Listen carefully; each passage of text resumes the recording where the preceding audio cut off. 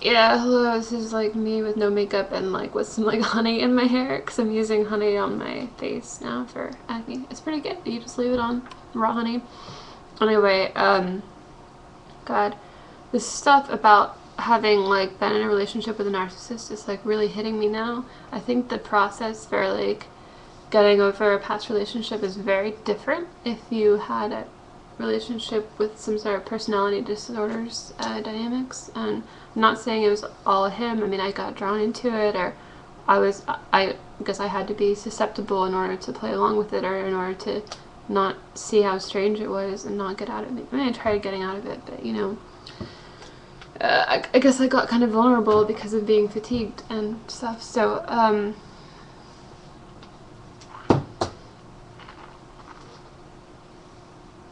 yeah, it just makes me want to cry, though.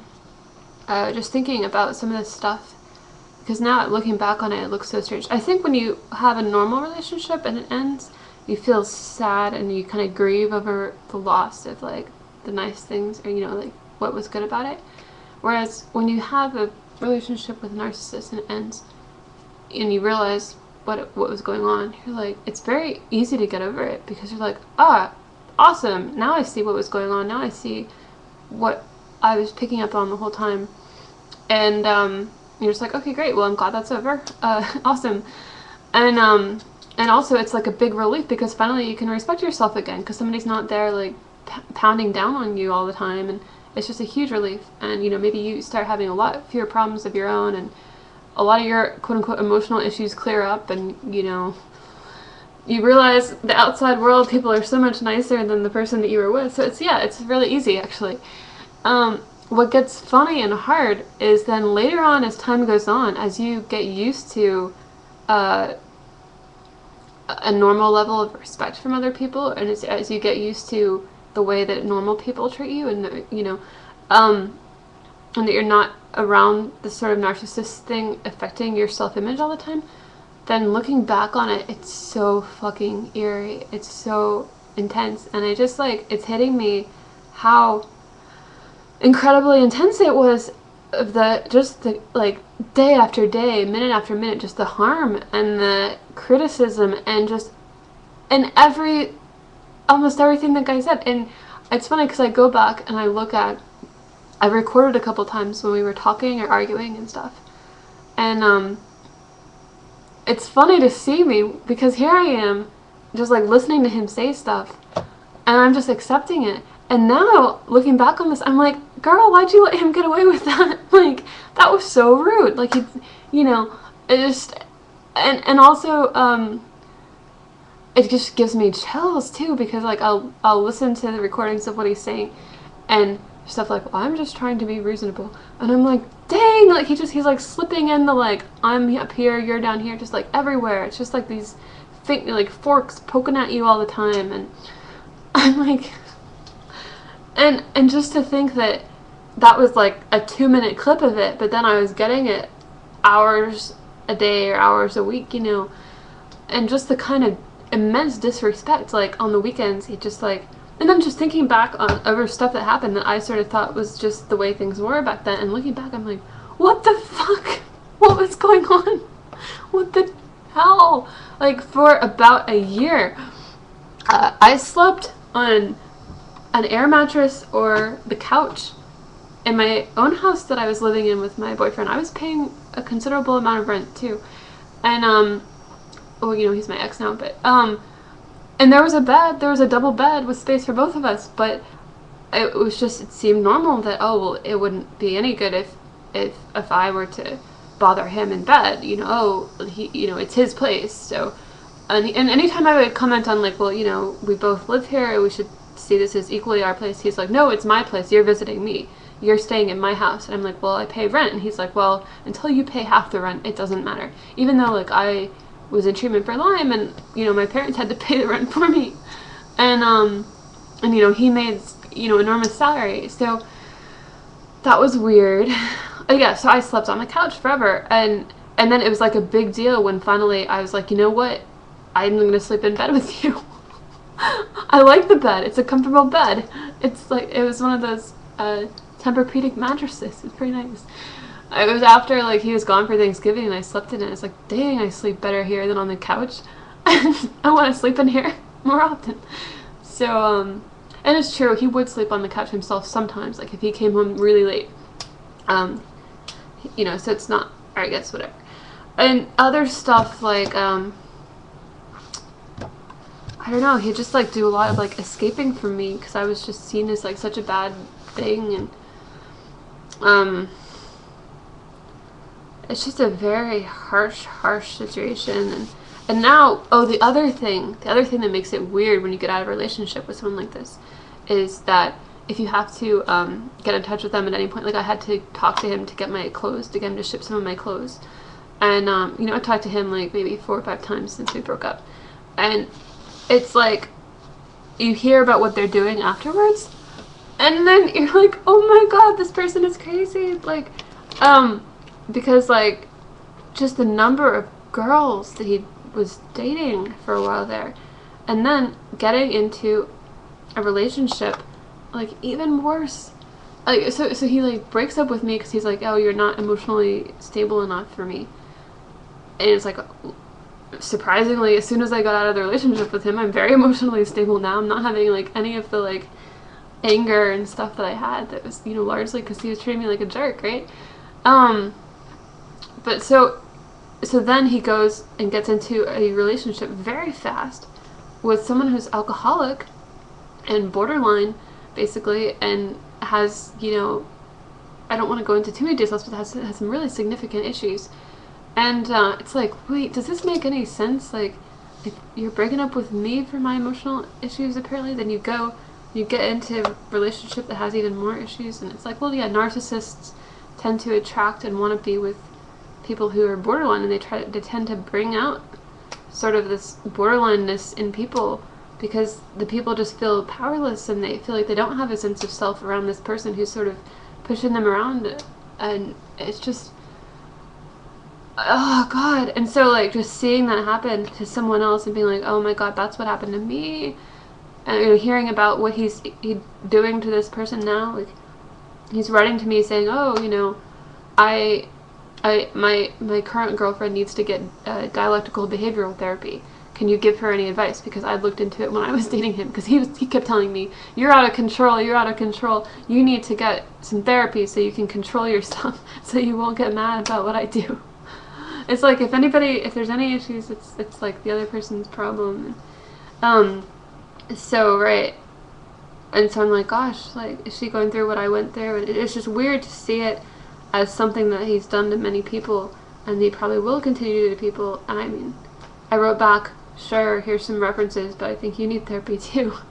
Probably as much as anybody else, as much as he does. So, I hope this isn't like terribly like non-private to share. I don't think people can figure out who this guy is by my video, but hopefully not. But yeah, just the kind of, it's just really hitting me. It's like coming on slowly, but damn, I spent from age 20 to 26, is a very important period in your life. I spent that getting really criticized and having just this kind of constant not just disapproval, but disdain and contempt. And that's really harmful, and that's really fatiguing too, when people have contempt for you. And there's a while where he was very sarcastic. Sarcasm, oh my god, it's just so hurtful. And, you know, I would just feel sick for a long time after it, and so I got him to stop that. But just this constant, and just every, you know, it comes out in people's every little way they interact with you. Even when they're being nice and loving to you, they're like, you know, they're still coming from this place of being one up, and they're good, and they're, it's like the weirdest thing. It's like they're doing you a favor to be with you, and you're not good enough, but maybe someday you will be if you follow their instructions and you do what they say, and they, you know, you listen to here's the thing, you have to listen to the narcissist criticism and take it to heart and say, you're totally right, all these things are totally wrong about me, I'm nothing, I'm nobody, you're perfect, I'm nobody, and anything you want me to do, I'll do it. Anything that you say, because my desires are wrong, your desires are always right. If you want something, it's wrong of me to oppose it, it's wrong of me to question what you want, it's wrong of me to question our relationship dynamics. It's wrong of me to question anything.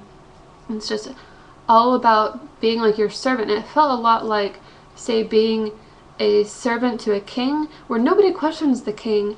You just do what the king asks, and it's like wrong to question. Like if the servant says, "Oh, well, I don't think that's a good idea," the king's like, "Off with his head," you know.